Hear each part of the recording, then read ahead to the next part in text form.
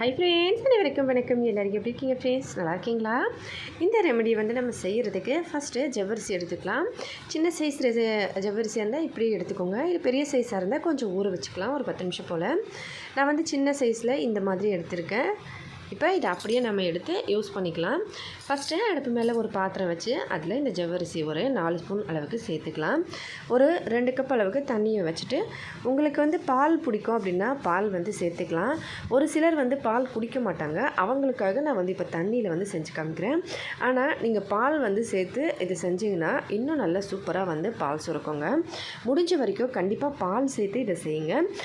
ஒரு வேளை பால் சாப்பிட மாட்டீங்க அப்படின்ற பட்சத்தில் மட்டும் தண்ணியில் செய்யுங்க. இப்போ செவ்வரிசி இந்த மாதிரி கொதிக்க ஆரம்பித்த அப்புறமா இதில் நம்ம இன்னொரு பொருள் சேர்க்கணுங்க. இனிப்புக்கு ஒரு 2 ஸ்பூன் சர்க்கரையை ஃபஸ்ட்டு இதில் சேர்த்துட்டு, அதுக்கப்புறமா நல்ல சின்ன சின்னதாக கட் பண்ணி வச்சுருக்க முந்திரி பருப்பு நல்லா ஒரு 1/4 கப்பு போல் இதில் சேர்த்துக்கலாம். சேர்த்துட்டு இதை நல்லா கொதிக்க வைக்கணும். இது கொதிக்க தான் அந்த எக்ஸ்ட்ராக்ட்லாம் ஃபுல்லாக நமக்கு இதில் மிக்ஸ் ஆகி நல்லா வெந்து வரும்போது தான் இது ரொம்ப நல்லா வேலை செய்யும். இதை பால்லையும் ஜவ்வரிசி அதுக்கப்புறம் இந்த முந்திரி பருப்பு ஒன்றா சேர்த்து கொதிக்க வச்சு கூட சாப்பிட்லாங்க. ஒரு வேளை பால் உங்களுக்கு பிடிக்காதுன்னா நீங்கள் தண்ணியில் செய்யலாம். இனிப்புக்கு சர்க்கரை கொஞ்சமாக சேர்த்துட்டு இப்போ இதை நல்லா கொதிக்க வச்சு அப்படியே இது நல்லா சில்லுன்னு அப்புறமா ஒரு நாளைக்கு ஒரு 2 தடவை போல் குடிச்சு பாருங்கள் ஃப்ரெண்ட்ஸ். செம்ம சூப்பராக வேலை செய்யும். குழந்தைங்களுக்கு நல்லா நீங்கள் பால் கொடுக்கலாம். அந்தளவுக்கு பால் நல்லா சுரக்கும்.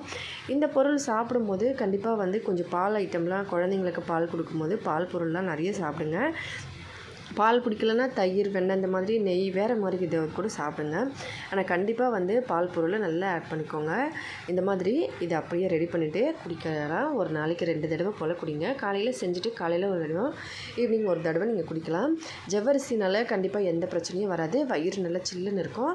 அதோட குழந்தைக்கும் நல்லா உடம்பு நல்லா ஹெல்த்தியாக வெயிட் கெயின் பண்ணுவாங்க. பால் நல்லா சுரக்கும். கண்டிப்பாக ட்ரை பண்ணி பாருங்கள். தாய்ப்பால் விட சிறந்தது ஒன்றுமே இல்லை. நம்ம கண்டிப்பாக குழந்தைங்களுக்கு தாய்ப்பால் கொடுக்க அவங்க நல்ல வெயிட் கெயின் பண்ணுவாங்க. அதோட ஹெல்த்தியாகவும் இருப்பாங்க. நோய் எதிர்ப்பு சக்திகளும் அதிகரிக்கும். முடிஞ்ச வரைக்கும் குழந்தைங்களுக்கு பால் கொடுங்க. கண்டிப்பாக ட்ரை பண்ணி பார்த்துட்டு எப்படி இருந்ததுன்னு சொல்லுங்கள் ஃப்ரெண்ட்ஸ். வீடியோ பிடிச்சிருந்தால் லைக் பண்ணுங்கள், ஷேர் பண்ணுங்கள், நம்ம சேனலை சப்ஸ்கிரைப் பண்ணிக்கோங்க. ஹெல்த்தியாக சாப்பிட்டு சந்தோஷமாகவும் சேஃபாகவும் பத்திரமா வருங்க. குழந்தைங்களையும் பத்திரமா பார்த்துக்கோங்க. அடுத்த வீடியோவில் பார்க்கலாம். நன்றி, வணக்கம்.